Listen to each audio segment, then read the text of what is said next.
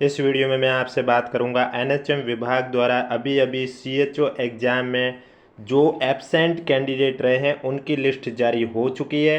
अब इनका document verification कब होगा और ये पीडीएफ आपको हमारे टेलीग्राम चैनल पर देखने को मिलेगी। वीडियो पसंद आए तो वीडियो को लाइक कीजिए, चैनल ज़रूर सब्सक्राइब कीजिए, क्योंकि इस यूट्यूब चैनल पर आपको एनएचएम एग्ज़ाम से जुड़ी पल पल की अपडेट दी जाती है। अब देखो, डॉक्यूमेंट वेरिफिकेशन कंप्लीट हो रहे हैं, फिर एब्सेंट कैंडिडेट की भी लिस्ट आ रही है, उसके बाद फाइनल रिजल्ट भी आने शुरू हो जाएंगे। तो जैसे जैसे रिजल्ट आने शुरू होंगे आपको इस यूट्यूब चैनल के माध्यम से बता दिया जाएगा। इसलिए जिन भी कैंडिडेट को एनएचएम एग्जाम से जुड़ी कोई भी अपडेट समय पर नहीं मिल पाती है तो उन स्टूडेंट से मैं यही कहना चाहूँगा, आप हमारे चैनल से जुड़े रहिए। अगर अभी तक आपने चैनल सब्सक्राइब नहीं किया तो चैनल जरूर सब्सक्राइब करें। आप देख सकते हैं, राष्ट्रीय स्वास्थ्य मिशन विभाग द्वारा स्पष्ट रूप से लिखा हुआ है कि संविदा सामुदायिक स्वास्थ्य अधिकारी कम्युनिटी हेल्थ ऑफिसर सीएचओ भर्ती 2025 के अंतर्गत राजस्थान कर्मचारी चयन बोर्ड जयपुर से प्राप्त सूचीबद्ध 7,423 स्टूडेंट का दस्तावेज सत्यापन दिनांक 26 नवंबर से लेकर 1 दिसंबर द्वारा किया गया था। यानी कि आपको मालूम है, सीएचओ एग्जाम का डॉक्यूमेंट वेरिफिकेशन 26 नवंबर से शुरू हुआ था और 1 दिसंबर तक आयोजित किया गया था। उक्त अवधि में दस्तावेज सत्यापन हेतु अनुपस्थित रहे 1,179 कैंडिडेट को दस्तावेज सत्यापन हेतु अंतिम अवसर देते हुए समय सारणी निम्नानुसार जारी की गई है। यानी कि आपका जो डॉक्यूमेंट वेरिफिकेशन अब कौन सी डेट में होगा और आपका लिस्ट में नाम है या नहीं, ये चेक करने के लिए पीडीएफ आपको हमारे टेलीग्राम चैनल पर देखने को मिलेगी, जिसका लिंक नीचे डिस्क्रिप्शन में भी दे रखा है और कमेंट बॉक्स में भी पिन कर रखा है। तो टोटल 1179 कैंडिडेट ऐसे थे जिन्होंने सीएचओ एग्जाम का डीवी है वो नहीं करवाया है, तो उन्हें वापस से डेट दे रखी है।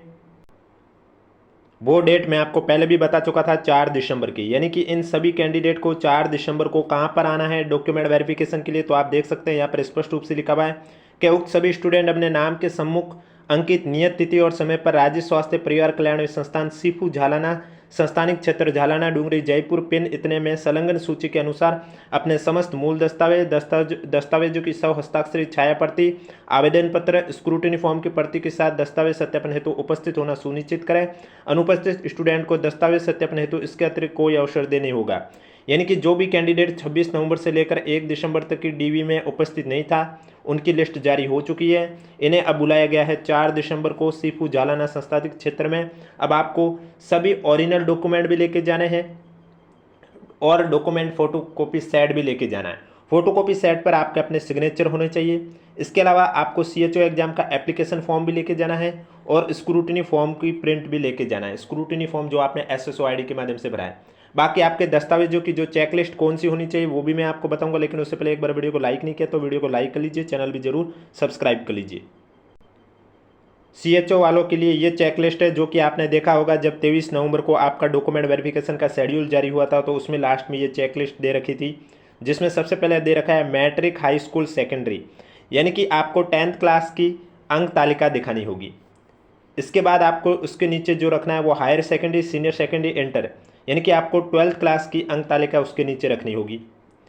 इसके बाद दे रखा है उपाधि या प्रमाण पत्र मैट्रिक, हाई स्कूल, सेकेंडरी, यानी कि आपको 10th क्लास की जो मार्कशीट है वो दिखाने के बाद आपको उसका प्रमाण पत्र दिखाना होगा। अब किसी बोर्ड के द्वारा प्रमाण पत्र अंक तालिका अलग अलग होती है तो किसी बोर्ड में सेम होती है, तो जिनके सेम है उन्हें वो एक ही दिखानी होती है, जिनके अलग अलग है तो फिर उन्हें वो दोनों चीज़ दिखानी होगी। इसके बाद उपाधि प्रमाण पत्र हायर सेकेंडरी, सीनियर सेकेंडरी और इंटरमीडिएट, यानी कि 12th क्लास का उपाधि प्रमाण पत्र। इसके बाद जो भी आपने कोर्स कर रखा है, चाहे वो जीएनएम कर रखी हो या बीएससी नर्सिंग कर रखा हो या पोस्ट बेसिक कर रखा हो या बीए एमएसएच कर रखा हो या सीसीएच कर रखा हो, जो भी कोर्स कर रखा है उसकी अंक तालिका आपको दिखानी होगी।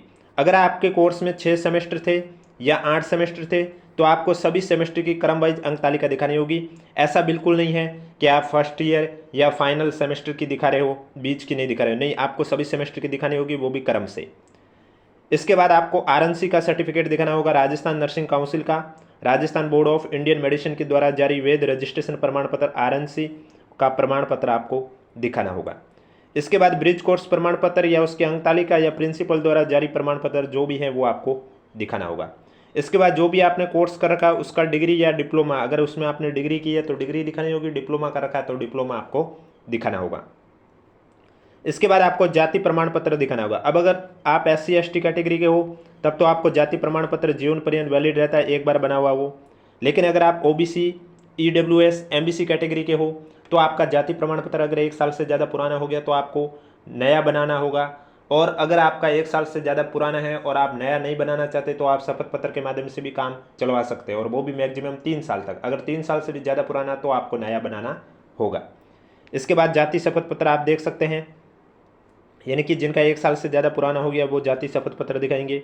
इसके बाद मूल निवास प्रमाण पत्र, आप राजस्थान के निवासी हो ये प्रूफ करने के लिए मूल निवास प्रमाण पत्र। अब मूल निवास प्रमाण पत्र फिर चाहे आप किसी भी कैटेगरी के, चाहे ओबीसी के हो, एमबीसी के, ईडब्ल्यूएस के, एससी के, एसटी के, एक बार बना वो जीवन पर्यंत वैलिड है, आपको वापस बनाने की कोई आवश्यकता नहीं है, चाहे आपने 10 साल पहले बनाया हो या 15 साल पहले बनाया हो। अब टीएसपी वालों के लिए टीएसपी का सर्टिफिकेट और शहरिया वालों के लिए शहरिया का सर्टिफिकेट दिखाना होगा। इसके बाद आपको चरित्र प्रमाण पत्र, अब चरित्र प्रमाण पत्र आपके टोटल 3 जरूरत होती है, जिनमें से 2 आपने अलग अलग राजपत्रित अधिकारियों द्वारा जारी होने चाहिए और एक आपने जहां से भी अंतिम शिक्षा प्राप्त की है वहां का आपको चरित्र प्रमाण पत्र दिखाना होगा। इसके बाद आपको विवाह प्रमाण पत्र दिखाना होगा, मैरिज सर्टिफिकेट दिखाना होगा। इसके बाद आपको number of living child before 1/6/2002 से पहले और 1/6/2002 के बाद आपके बच्चों की संख्या।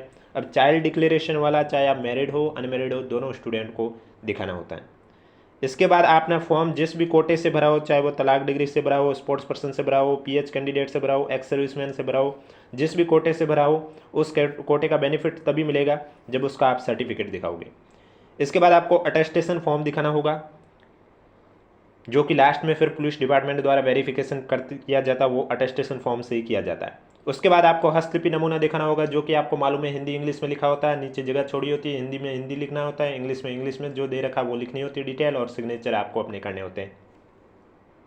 इसके बाद कूट रचित शपथ पत्र, यानी कि आपने जो भी दस्तावेज दिखाए सभी सही है, कोई भी दस्तावेज जाली या फर्जी दस्तावेज नहीं है, इसको लेकर एक आपसे कूट रचित दस्तावेज शपथ पत्र भी मांगा जाता है। और इसके अलावा अन्य प्रमाण पत्र जो भी आपके पास हो, जो जिसका उल्लेख अगर आपने पोस्ट ग्रेजुएशन कर रखी है, एप्लीकेशन फॉर्म में उसका उल्लेख किया है, या अन्य प्रमाण पत्र जिसका जिक्र आपने एप्लीकेशन फॉर्म में किया है, और वो आप दिखाना होगा। तो इस तरह से ये चेकलिस्ट है। वीडियो पसंद आए तो वीडियो को लाइक कीजिए, चैनल जरूर सब्सक्राइब कीजिए, क्योंकि अब देखो आपके एनएचएम के जैसे जैसे हर कैडर में डॉक्यूमेंट वेरिफिकेशन एक बार कंप्लीट होता है, उसके बाद एब्सेंट कैंडिडेट की लिस्ट आ जाती है। जीएनएम का तो अभी 29 दिसंबर तक डॉक्यूमेंट वेरिफिकेशन होगा, उसके बाद ही एब्सेंट कैंडिडेट की लिस्ट आएगी। अब अगर रोजगार मेले में आप सभी को नियुक्तियां मिल गई हैं जिनका डीवी कंप्लीट हो, तो इसका मतलब कि फाइनल रिजल्ट, अगर रोजगार मेले में नियुक्ति मिल रही है तो फाइनल रिजल्ट भी आपके इसी महीने में आ जाएगा, रोजगार मेले से पहले। और जैसे जैसे जिस कैडर के फाइनल रिजल्ट आने की सूचना मिलेगी आपको इस यूट्यूब चैनल के माध्यम से जरूर बताया जाएगा। इसलिए अगर अभी तक आपने चैनल सब्सक्राइब नहीं किया तो चैनल जरूर सब्सक्राइब करें, और ये पीडीएफ आपको हमारे टेलीग्राम चैनल पर देखने को मिलेगी, जिसका लिंक नीचे डिस्क्रिप्शन में भी दे रखा है और कमेंट बॉक्स में भी पिन कर रखा है, आप जाके देख सकते हैं। अब कोई भी डाउट है तो नीचे कमेंट बॉक्स में हमें जरूर पूछें।